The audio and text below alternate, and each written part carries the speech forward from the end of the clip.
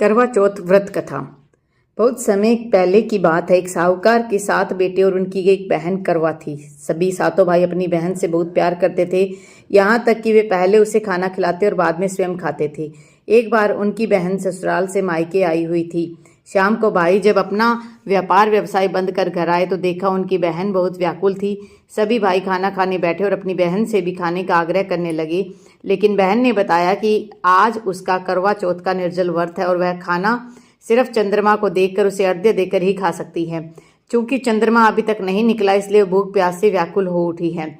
सबसे छोटे भाई को अपनी बहन की हालत देखी नहीं जाती और वह दूर पीपल के पेड़ पर एक दीपक जलाकर चलने की ओट में रख देता है। दूर से देखने पर वह ऐसा प्रतीत होता है कि जैसे चतुर्थी का चांद उदित हो रहा हो।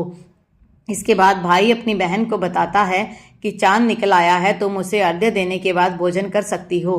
बहन खुशी के मारे सीढ़ियों पर चढ़कर चांद को देखती है, उसे अर्घ्य देकर खाना खाने बैठ जाती है। वह पहला टुकड़ा मुंह में डालती है तो उसे छींक आ जाती है, दूसरा टुकड़ा डालती है तो बाल निकल आता है, और जैसे ही तीसरा टुकड़ा मुंह में डालने की कोशिश करती है उसके पति की मृत्यु का समाचार उसे मिलता है। वह बौखला जाती है। उसकी भाभी उसे सच्चाई से अवगत कराती है कि उसके साथ ऐसा क्यों हुआ। करवा चौथ का व्रत गलत तरीके से टूटने के कारण देवता उससे नाराज हो गए हैं और उन्होंने ऐसा किया है। सच्चाई जानने के बाद करवा निश्चय करती है कि वह अपने पति का अंतिम संस्कार नहीं होने देगी और अपने सतीत्व से उन्हें पुनर्जीवन दिलाकर रहेगी। वह पूरे 1 साल तक अपने पति के शव के पास बैठी रही, उसकी देखभाल करती है। उसके ऊपर उगने वाली सुईनुमा घास को वह एकत्रित करती जाती है। 1 साल बाद फिर करवा चौथ का दिन आया। उसकी सभी भाभियां करवा चौथ का व्रत रखती हैं। जब भाभियां उससे आशीर्वाद लेने आती है तो प्रत्येक भाभी से यम सुई ले लो, पिए सुई दे दो, मुझे भी अपनी जैसी सुहागिन बना दो, ऐसा आग्रह करती है। लेकिन हर बार भाभी उसे अगली भाभी से आग्रह करने का कहकर चली जाती है। इस प्रकार जब 6ठे नंबर की भाभी आती है तो करवा उससे भी यही बात दोहराती है। ये भाभी उसे बताती है कि चूंकि सबसे छोटे भाई की वजह से उसका व्रत टूटा था, अतः उसकी पत्नी में ही शक्ति है कि वह तुम्हारे पति को दोबारा जीवित कर सकती है। इसलिए जब वह आए तो तुम उसे पकड़ लेना और जब तक वह तुम्हारे पति को जिंदा न कर दे उसे नहीं छोड़ना। ऐसा कहकर वह चली जाती है। सबसे अंत में छोटी भाभी आती है।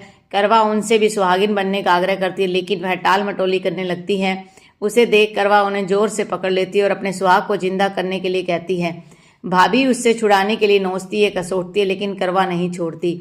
अंत में उसकी तपस्या को देख भाभी पसीज जाती है और अपनी छोटी उंगली को चीरकर उसमें से अमृत उसके पति के मुंह में डाल देती है। करवा का पति तुरंत श्री गणेश कहता हुआ उठ बैठता है। इस प्रकार प्रभु कृपा से उसकी छोटी भाभी के माध्यम से करवा को अपना सुहाग वापस मिल जाता है। हे श्री गणेश, माँ गौरी, जिस प्रकार करवा को चिर सुहागन का वरदान आपसे मिला है, वैसा ही सब सुहागिनों को मिले। जय करवा माता और जय गणेशाय नमः। करवा चौथ की कथा के बाद विनायक जी यानी कि गणेश जी की कथा भी जरूर पढ़नी चाहिए। वो कथा इस प्रकार है। एक अंधी बुढ़िया माई के बेटा बहू थे। वे लोग बहुत गरीब थे। बुढ़िया माई रोज गणेश जी की पूजा करती। एक दिन गणेश जी उससे प्रसन्न हुए और बोले कि मुझसे कुछ मांग। तब माई बोली कि मुझे कुछ भी मांगना नहीं आता। तब गणेश जी बोले तेरे बेटे बहू से पूछ ले। तब तो अपने बेटे से पूछी तो बेटा बोला कि माँ धन मांग ले। बहू से पूछा, उसने कहा पोता मांग ले। तब माई ने सोचा ये दोनों ही अपने मतलब की बात मांग रहे हैं, तो उसने पड़ोसन से पूछा। पड़ोसन बोले कि अरे तू क्यों धन मांगे, क्यों पोता मांगे, कुछ अपने लिए भी मांग ले, अपने लिए दीदा गोडा आंखों घुटने मांग ले। तब घर जाकर माई ने सोचा कि ऐसी चीज मांगनी चाहिए जो बेटे बहू भी राजी हो जाए और उसका मतलब भी हो जाए।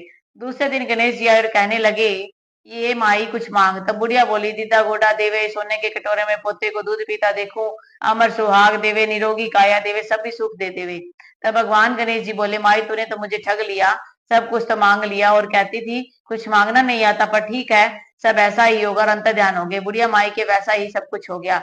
एक गणेश जी महाराज जैसे आपने माई को दिया वैसा ही सबको देना।